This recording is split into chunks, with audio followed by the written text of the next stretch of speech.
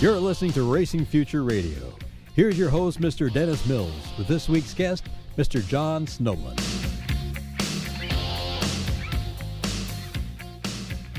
Let's talk about Fort Erie for a couple of minutes here. I mean, talk about stick with itness, down and out, up, closed, around. I mean, I think there's a shot that they're going to come alive this year, right? Oh, yeah. They're going to have racing this year and beyond.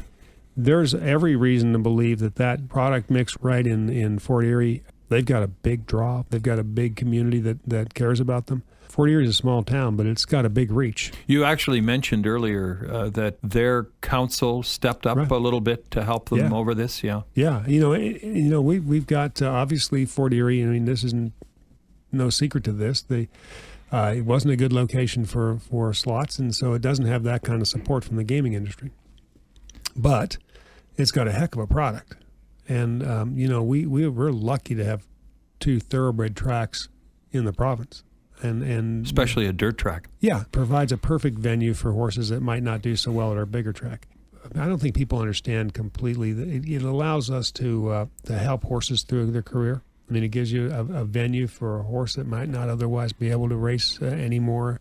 It gives us a place to start horses. That little horse that you talked about a little while ago, what was his name? Northern Dancer, I think. Little guy, little horse. The one that nobody wanted in the sale, in the yearling sale, because his foot was crooked. Right. Yeah. He was certainly not a very good horse, but he won his first race at the Fort. So it's been an important place to start horses, an important place for horses to finish. More importantly, though, an awful lot of horse people have got their start at Fort Erie, and continue to do that. Trainers and jockeys and the whole cadre of folks who are involved in producing racing. So it's an important place. If you go there, I don't know if there's a more beautiful track in North America. I mean, it's gorgeous. And I share your view. So I'm my heart says that we have to have racing at Fort Erie, and I think we will for a long time. The concern that I have about Fort Erie is making sure that we have a sufficient horse population, because, as you know, it's the field size, the number of horses in a race,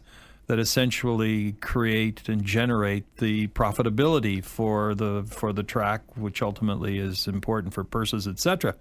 And I think that we have to, as Canadians, understand, or in Ontario, that there's a lot of competition now in the horse industry, a lot of political leadership in New York, Pennsylvania, Maryland, Florida, other places. They're starting to realize, wow, this is an important sector of our economy, and we now have some serious competition for purse money coming from the States, which ultimately can affect our horse population. How do you see that challenge of horse population here in Ontario? I think it's a big issue everywhere. I think there's two things at work. I think what you just mentioned, which is that there's a growing understanding of the importance of the horse racing industry, from the economic drivers that it is and the jobs that it creates.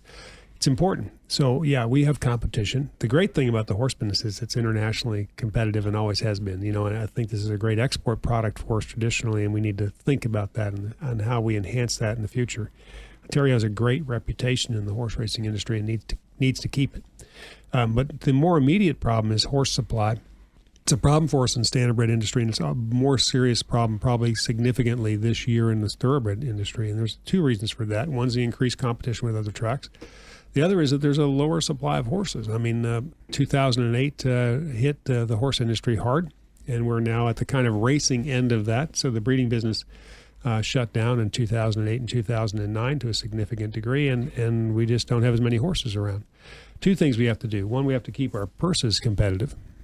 We have to do things that will help us to attract the best talent and the best horses, because especially in the thoroughbred business, we need to keep that product competitive with the rest of the world. And the other thing we have to do is incent our own domestic breeding program so that we're making sure that we're producing those great horses and continue to build on what has been an amazing legacy of breeding great horses. So we're going to try to do both of those things. One of the things we're going to have to do, though, too, Dennis, is that in the next couple of years, we're going to have to make sure that the government understands that you can't rebuild a herd in 15 minutes. And that you can't change the global pressures that are on this business individually from Ontario. So we're going to have the government understand that this industry is going to go through some growing pains in the next few years. It's a great time to own a horse.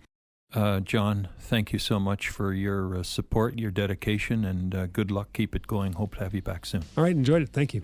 Okay.